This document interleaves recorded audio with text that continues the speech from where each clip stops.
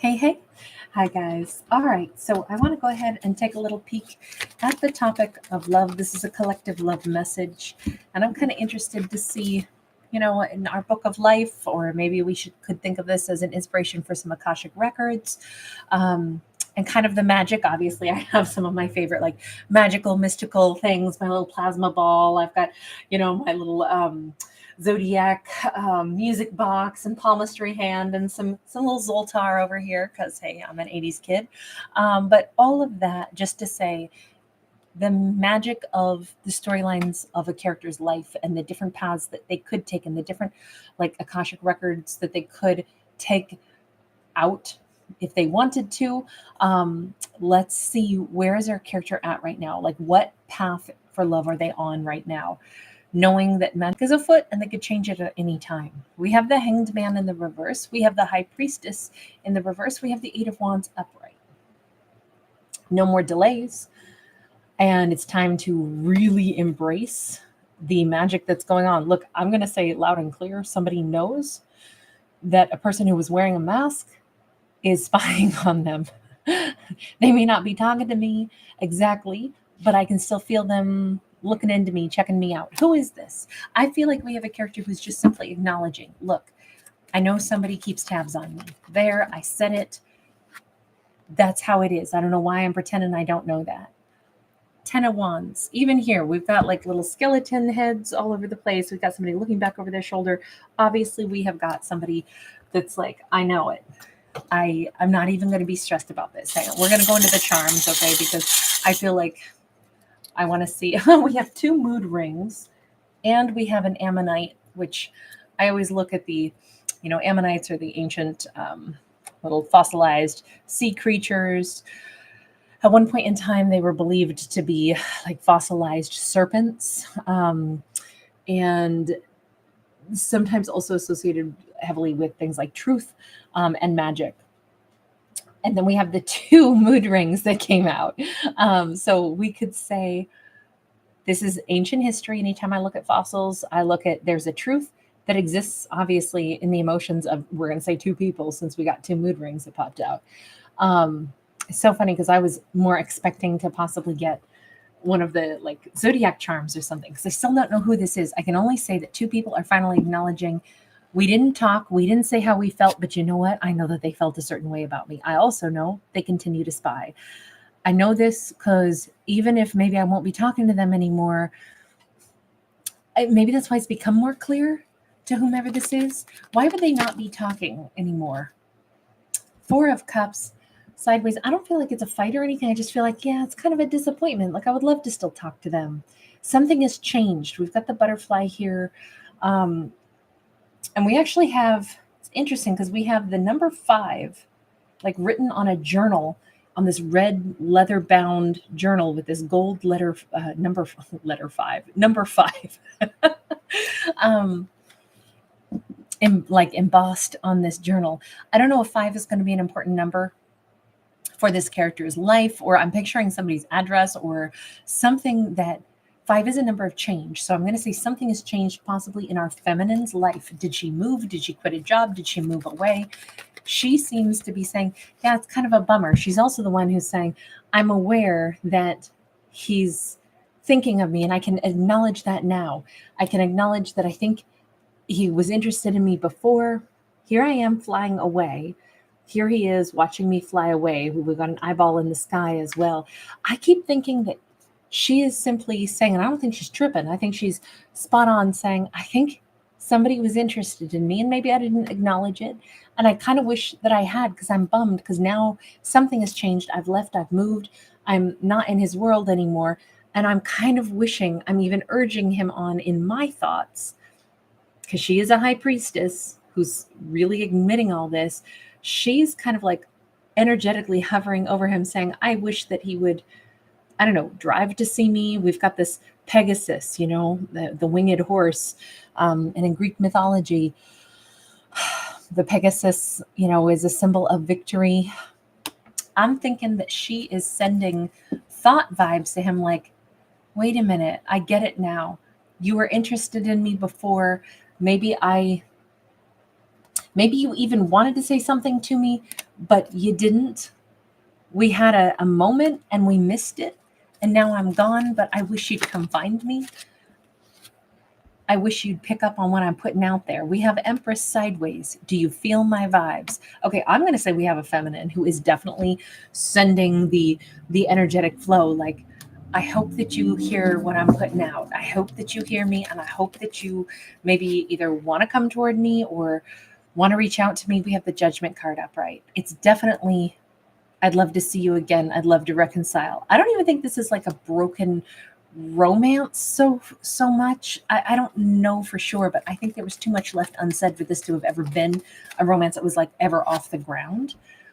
Queen of Wands sideways. Yeah, this is, and she's kind of like emerging from the shadows here. I almost think that we have a feminine who couldn't quite believe that somebody would be attracted to her at that point in time.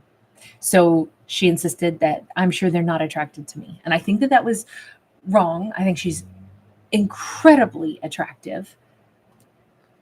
And yet she couldn't believe that they would be drawn to her.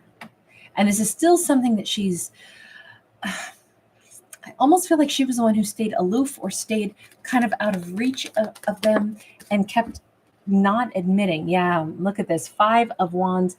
Granted, it came out sideways, but you see how she sees herself as like this fractured, even like monster-esque. And then this beautiful, well put together version of herself. And we see the clock here and we see somebody else here in fractures. Here's what I would say. Anytime we've ever been through heartbreak or someone has hurt us, it leaves us doubting our attractiveness sometimes. It leaves us doubting that someone else would see us as, you know, something they're lusting after, or, you know, thinking that we're really fine and foxy. And I think that is what happened to her. She was trying to sort this out and reconcile. Like, I know I shouldn't feel so down on myself, but then I can't help it because somebody else treated me in a way a long time ago. And that echoes in the back of my mind. And now I just can't believe anybody else will find me attractive because somebody else made me feel unattractive.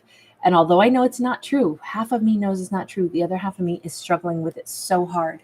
This is a devastatingly gorgeous character who is fighting tooth and nail to not like lose their confidence, or maybe I should say fighting tooth and nail to try to say, I know I shouldn't like have lost my confidence. I know this masculine was interested in me, but I just couldn't get some past stuff out of my head. So I kept kind of ignoring the fact that he was drawn to me, to the point where I didn't make it so that maybe I was very available, even though he gave me every symbol. Maybe he stood and waited a little bit longer. Maybe he tried to give a compliment that I shrugged off. Maybe he tried, and I kept more or less acting like I didn't notice. I didn't notice him. I didn't notice it. And now that the moments have passed, now that she's not even in this masculine's life anymore, she's like, oh, damn, he really liked me. And actually I liked him too, but I just couldn't wrap my head around him liking me because of that other thing that happened to me where my heart got damaged and I threw me off kilter and I felt unattractive. So I just couldn't absorb the idea that he was attracted to me. Now, God, I'm wishing he'd come toward me, because it's a disappointment, even though it might be too late. You know, maybe I pushed it away for too long. And now that I've gone, I've left, I don't see him anymore. I mean, what? I never gave him a symbol I was interested. I mean, how's he going to know that I'd like him to come toward me? We have Temperance, and she's closing her eyes and she's kind of sending out these thoughts off the crown of her head. And we do have the Swan, and swans do mate for life. There is some energy here where she's either doing two things at once, saying, you know what, universe, I won't make this mistake again. The next time somebody who's expressing interest in me that I'm also interested in, I won't shrug it off, push it away, ignore it, because I'm struggling to feel good enough in myself. On the other hand, universe, if this was just the lesson, then, you know, I wish him well and happiness, because I wish, you know, I had been more receptive of his interest. But if nothing else, I hope he finds the person that he loves very much. If he's, you know, certainly not interested in me anymore, or if things have just moved on. It's like she's trying to make peace with this. Then we have this Queen of Pentacles. We have a Two of Swords. The one message on this is that that might further be her putting up a blockage. Like maybe she needs to reach out to him. Since she kind of pushed him away, now, in addition to that, she's the one who's kind of out of the picture. The idea that he's going to somehow like pick up her energy that she's sending to him, that might not be possible. It might be that she is still technically pushing this away because she's not turning around and saying, I, you know what? A long time ago, I wish I had told you I was interested in you. I'm sorry, I was in a weird space. I was still working on regaining some of my confidence. And so anyway, I just had to reach out to you and tell you, I wish I had told you I was attracted to you before, but I just wasn't in that headspace back then. You know, maybe she needs to do something. I don't know. Let me take a look and see what is the Wheel of Fortune and High Priestess. She already knows what to do, what she wants to do, and what it's the right time to do. Honestly, I don't know. What can we get one last message on this for her? What's the best advice for her? We have a King of Cups sideways. Hang on. It still says something about Nine of Wands. You know, there's something here about if deep down what she needed to do was open up the energetic channel and say, I would handle it all differently now if I do get a chance to connect with him again. This kind of says that the divine timing is at play. He might not be ready to hear from her just yet. He might actually, like, I don't think these two have heard the last from each other again. Nine of Pentacles sideways. I honestly think perhaps both of them were going through something. 10 of Wands. So he's in his own little journey right now of laying down some burdens. I mean, maybe he felt rejected by her, but Judgment sideways, I don't think it's going to last. Even if he felt rejected by her for a bit, I almost think that he's wrapping his head around this himself. Hierophant, King of Pentacles. Okay. These two will talk again. These two will meet again.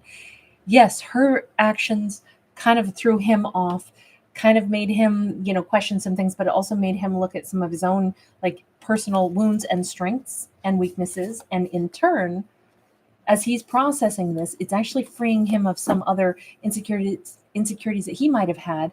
As he's already aware, I don't think she felt super confident. I shouldn't take it as an insult if she was not ready to interact with me. She might have been healing. As he wraps his head around that and heals some things within himself, I think at some point he's either both of them in the upcoming near future are going to gravitate back toward each other, or he's going to have this moment where he goes, you know what, I'm going to reach out to her anyway and say hi. We see two people gravitating toward each other again, growing toward each other, because they're both coming out as King and Queen of Pentacles. I actually think this was a great message for two people that, if there was a shyness and there was a wound and there was some healing and then there was some time. And I love the fact that these two maybe have allowed themselves to take the time that it was necessary to actually kind of heal. All right, I'm going to leave that there. Thank you guys so much for being here. Thanks for giving it a thumbs up and subscribing. Really appreciate it.